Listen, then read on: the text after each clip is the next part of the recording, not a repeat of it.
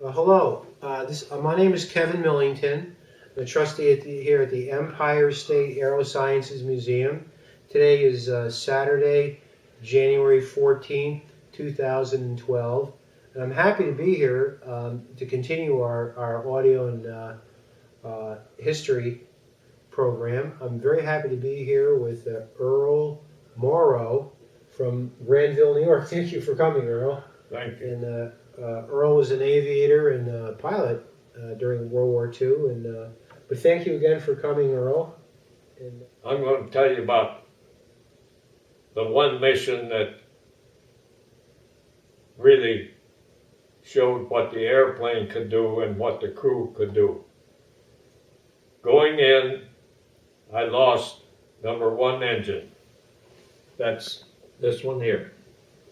so there's four B-17 and four engines. Yeah, It that's was knocked number out one, by any aircraft 2, fire or fighters. 3, and 4. So we lost number one going in. Apparently, fuel pump went out, and so now we're pulling. They had told us you don't pull full power on those engines for over 30 seconds, or they'll heat up. So from then on in, just to stay in the formation, you're pulling full power on the other 3 engines. And Because you want to maintain your you position got to maintain your position. Sure, the but formation. You're if they turn and you're on the inside of the turn, it's no problem. But if you're on the outside, boy, you're going to start dragging a little bit. So we get over the target, and that particular day, I don't know why, but we would, or how we worked it out, but he was going, co-pilot was flying the bomber on that day. And just as we dropped the bombs, we got a direct hit on number 3. And I reached up and went through the feathering. To feather an airplane, you want to get your prop blades so they are not out there. In other words, you want them parallel to your flight. Mhm. This one didn't feather. What happened to the engine? Was that a mechanical failure, or were you hit by flak or a German fighter? Hit by flak. Okay. And So you're down to 2 engines now. yeah, but this one won't feather. So we're out of the formation. We're by ourselves, and we're over in Germany. We've got to go all the way across Belgium, which is occupied, and that engine turned red hot, and then it turned white hot, and then it started breaking up and pieces coming into the airplane. We had to clean everybody out of that area, and we decided that we would, with it breaking up like that, we thought if we dove it and then hauled it straight up, maybe that prop would keep going. And we lost a couple thousand feet because it didn't go. So I told Bill, I said, we just can't lose any more altitude. Let's get this thing headed home. Was Bill your co-pilot? Yeah, Do you recall his name? Bill. What was his last name? Stemick. Oh. So we're going across, and we're getting down pretty low now. We're almost where they can just about throw rocks at us. And we decided that we can't fly over 10 or 15 seconds in a straight line. So I would turn, and then I'd turn, and then I'd turn. And we had a spot, they said, that if you come back alone, there's a spot in Belgium where it must have been a swamp, but there's no guns there. And that's where you would come out to cross the channel back to England. So with all this turning and everything, my navigator actually brought me directly dead center on that spot. And they said, now we're down real low now. They're just about throwing stones at us. But we were turning all the time so they couldn't line up their heavy guns on us. And we're getting hits all the time. We get out over the channel, and I'm flying straight and level now, get this thing home, because we're low and we're concerned about getting over the cliffs of Dover. And everybody was briefed real quickly. If we had to put this thing in the water, how do you get out of it? And we had all that figured out. And as we came out over the channel, we lost number 4. Oh my God, you're down to one engine? One engine. I didn't know the B-17 could fly on. Well, it did, but you're coming downhill all the time. Oh. But we got it hit on it and feathered it. They had guns on flat boats or something off the channel, in the channel. And see, as soon as we got out over the channel, nobody knew about those guns out there. So we get that engine out. Now we got one engine and one windmilling and 2 feathered. And we get it over there, and we get over the top of the cliffs of Dover by a few feet.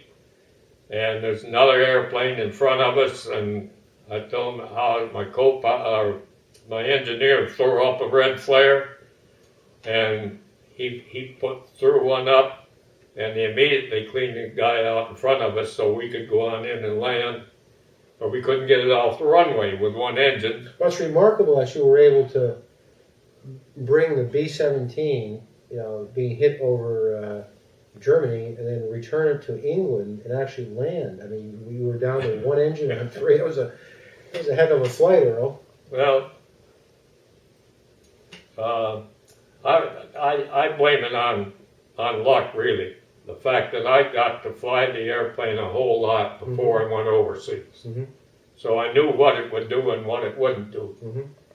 And anyway, we got it on the ground, but we couldn't get off the runway. They had to hook on and tow us off. Mm. And the boys got out, and they were down on their knees kissing the ground. I would too, yeah. And they counted holes, and they counted up to 100 holes in the airplane. And some of them this big. So it really lived up to its reputation of being able to withstand an awful lot of battles. And the real thing that I don't understand, there wasn't one of us scratched. How fortunate. It's just amazing. Yeah. How many missions did you fly, Earl? I went down on the 17th. Okay. This was probably my 15th mission. Okay. What happened on number 17?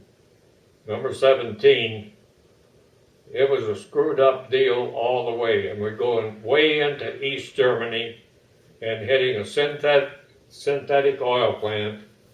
And we'd been there before, and we knew it was a ruffle. And you get over there, and that day they put up 900 airplanes. We put up an extra bunch of airplanes from our base. Every base would put up what extra they could, make up different. But that was a synthetic oil plant, and they were going to finish it off. But after we dropped the bombs, we're sitting out there, and here's 900 airplanes going there, and for some reason or other, our group of 36 airplanes, we're going here.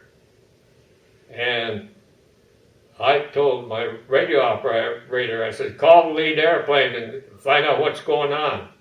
So he called them, and we got a terse answer back, maintain radio silence, we are leading the formation.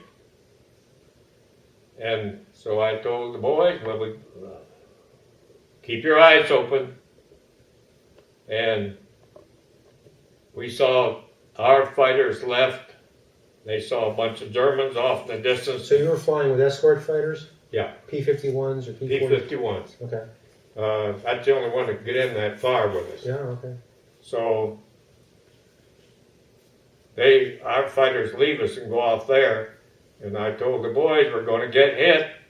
And sure enough, we did. Why was the lead the lead plane on the group. Why were you going in a different direction? To this day, I don't know. It was some kind of a big mix-up. I don't know what it was. But anyway, about that time, the fighters hit us. And they would come in behind you, drop their gear in flaps, pump 20 millimeters into you. And they told me that my rudder and stabilizer, they were gone. They just wiped them off. And he wasn't even hurt. Tail gunner. The tail gunner? Yeah, he wasn't hurt. And then I can hear these shells exploding in the back and feel them, but I never saw a fighter airplane because, see, they'd come in, and as soon as they run out, they just peel out and go. And all your defensive fire, all the defensive guns on the planes. They're probably working. Yeah, they're probably all firing. Yeah. As a matter of fact, my top turret gunner, he said he got 19 airplanes. But that's an incredible. Well, they were there. He probably did. And the tail gunner, he was back. Now this thing sheared off, but it didn't touch him. Really?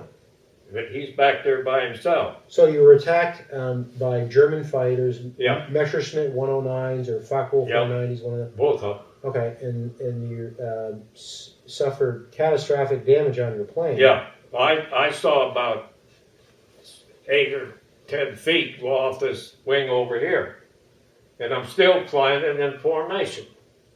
That's how good the airplane was. And then how good of a pilot you were. And then we got 220s exploded right inside here beside my co-pilot. And there's fuel lines and oxygen lines, so now we're on fire, top of everything else. And I'm sitting there, before they set us on fire, I'm sitting there, when I lost that on the wing over there, thinking to myself, now I wonder if we get out of this mess, can I land this thing?